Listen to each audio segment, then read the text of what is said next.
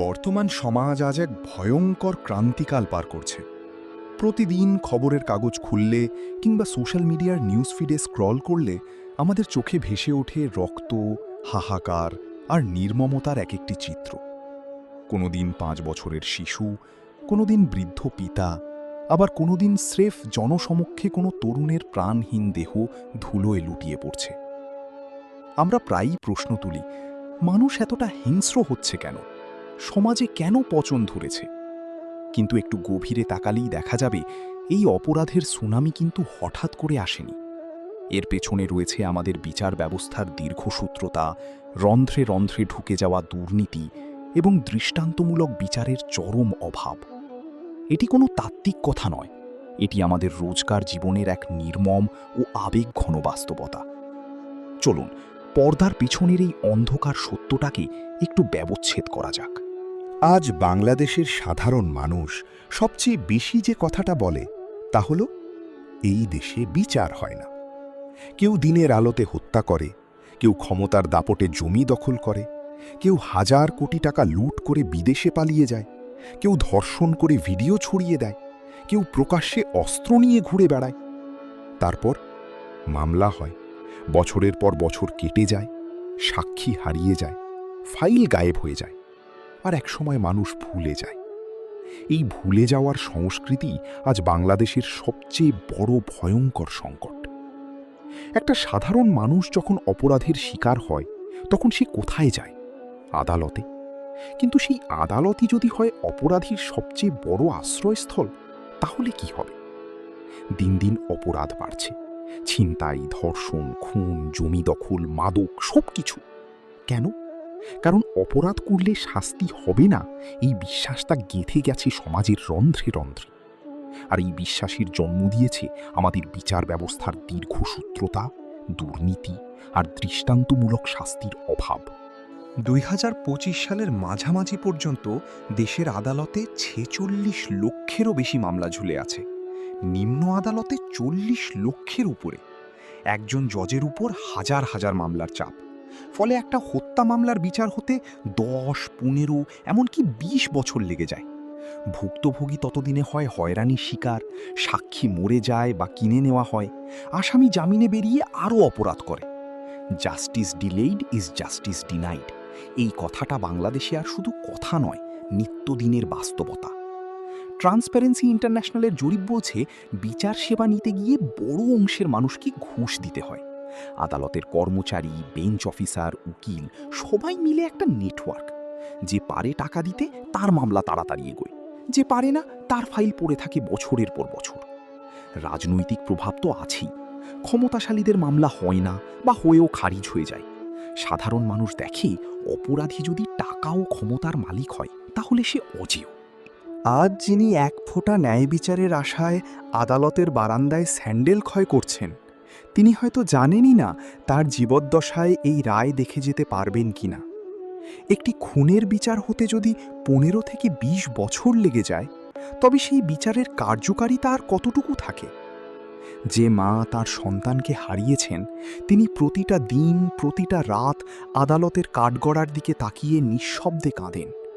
তারিখের পর তারিখ পরে, বছরের পর বছর পার হয়, কিন্তু রায় আসে না। এই দীর্ঘসূত্রতা শুধু অপরাধীকে বেঁচে থাকার সুযোগ দেয় না, বরং ভিকটিমের পরিবারকে প্রতিদিন তিল তিল করে মেরে ফেলে।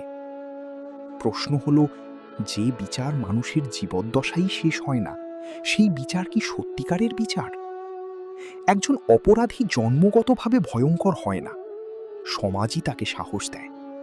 যখন সে দেখে টাকা থাকলে মামলা থামানো যায়, ক্ষমতা থাকলে পুলিশ নরম হয়ে যায়, প্রভাব থাকলে সাক্ষী বদলে যায়, তখন তার ভেতরের ভয়টা মরে যায়। আর একজন মানুষ যখন শাস্তির ভয় হারিয়ে ফেলে, তখন সে যে কোনো কিছু করতে পারে। টাকা যেখানে, আইন সেখানে অন্ধ। সবচেয়ে বড় ট্র্যাজেডি হল যে আদালতকে আমরা শোষিত মানুষের শেষ আশ্রয়স্থল ভাবি, সেখানেও যখন দুর্নীতির থাবা বসে, তখন সাধারণ মানুষের যাওয়ার আর কোনো জায়গা থাকে না। যখন একজন ঠান্ডা মাথার খুনি, ধর্ষক বা কোটি কোটি টাকা লুট করা দুর্নীতিবাজ কেবল টাকার জোরে, ক্ষমতার জোরে কিংবা রাজনৈতিক ছত্রছায়ায় বুক ফুলিয়ে আদালত থেকে বেরিয়ে যায়, তখন আইনের প্রতি মানুষের শেষ বিশ্বাসটুকু ধুলোয় মিশে যায়। আমাদের বিচার ব্যবস্থা যেন আজ সেই মাকড়সার জালের মতো হয়ে গেছে, যেখানে ছোট ছোট পোকামাকড় গরিব মানুষ আটকে যায়, আর বড় বড় কালকিউটেরা প্রভাবশালী অপরাধী জাল ছিঁড়ে অনায়াসে বেরিয়ে যায়। এই দৃশ্য যখন একজন সাধারণ নাগরিক দেখে, তখন তার ভেতরের আইন মান্যকারী সত্তাটা মরে যায়। দৃষ্টান্তমূলক শাস্তির অভাবে অপরাধ বেড়ে চলছে। যখন ধর্ষক জামিনে বেরিয়ে আবার ধর্ষণ করে, যখন খুনি বছরের পর বছর ফাইল ঘুরিয়ে অবশেষে ছাড়া পায়, যখন জমি দখলকারী আদালতের টাকা খেয়ে মামলা ঝুলিয়ে রাখে, তখন সমাজের সাধারণ মানুষের মনে কি হয়? ভয় চলে যায়। অপরাধের ভয় নেই বলেই অপরাধ বাড়ছে।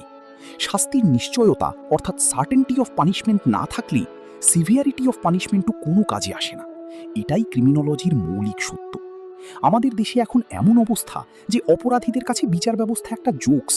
তারা জানে তদন্ত হবে ধীরে, মামলা চলবে যুগ যুগ, সাক্ষী হারিয়ে যাবে, আর শেষে হয় খালাস নয়তো হালকা শাস্তি। একটা সমাজে কয়েকটি কঠোর ও দৃষ্টান্তমূলক বিচার হাজারো অপরাধ কমিয়ে দিতে পারে, কারণ মানুষ আইনকে নয়, শাস্তির বাস্তবতা দেখে ভয় পায়। আজ অনেক কিশোর অপরাধকে সাহস মনে করে।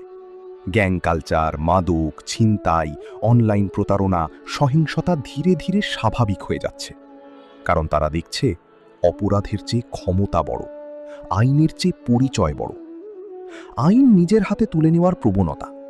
যখন সমাজ দেখে রাষ্ট্র অপরাধীকে শাস্তি দিতে পারছে না, তখন সাধারণ মানুষের মধ্যে এক ধরনের মারাত্মক মানসিকতা তৈরি হয়, আইন নিজের হাতে তুলে নেওয়ার। গণপিটুনি বা মব জাস্টিসের মতো ঘটনাগুলো কিন্তু এই বিচারহীনতার সংস্কৃতিরই একটা ভয়ঙ্কর বাই প্রোডাক্ট। তাহলে সমাধান কি? সমাধান শুধু কঠোর আইন নয়, সমাধান হলো আইনের সঠিক ও নিরপেক্ষ প্রয়োগ। যা জরুরি দ্রুত বিচার নিশ্চিত করা, রাজনৈতিক ও ক্ষমতার প্রভাবমুক্ত বিচার ব্যবস্থা গড়া, আদালতের দুর্নীতি কঠোরভাবে দমন করা, সাক্ষী সুরক্ষা ব্যবস্থা চালু করা, ডিজিটাল ও আধুনিক বিচার ব্যবস্থা তৈরি করা, পুলিশ ও তদন্ত ব্যবস্থাকে স্বচ্ছ করা, বড় অপরাধের দ্রুত দৃষ্টান্তমূলক বিচার করা, আইনের চোখে সবাই সমান এটা বাস্তবে প্রমাণ করা। আমরা ফ্লাইওভার বানাচ্ছি, মেট্রো রেল চালাচ্ছি, উন্নয়নের জোয়ারে ভাসছি, কিন্তু ভেতরের মানুষগুলো আজ সুরক্ষিত নয়। রামিসা, আছিয়া, তনু, মিতু, আবরার কিংবা সাগরের মতো কত শত নাম আজ শুধু ফাইলের স্তূপে ধুলো খাচ্ছে।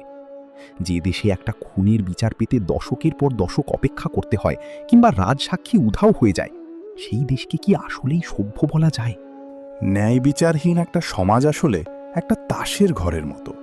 বাইরে থেকে যত সুন্দরী দেখাক না কেন, ভেতরে ভেতরে তা ফাঁপা।